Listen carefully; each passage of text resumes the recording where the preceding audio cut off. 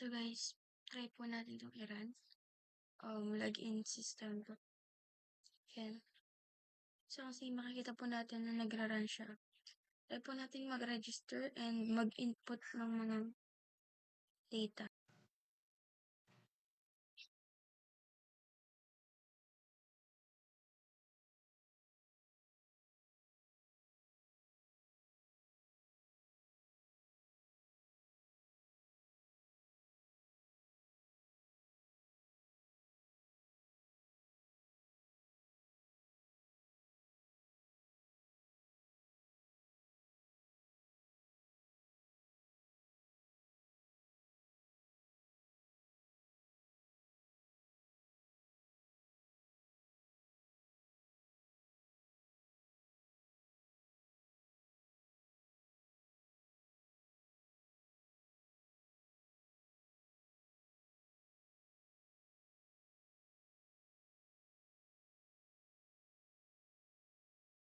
Register po natin.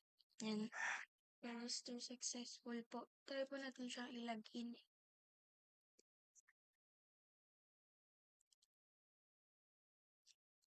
Yan. So you can see po, nag-appear po siya sa dashboard natin. Yung mga in-input natin kanina. And log out na po natin.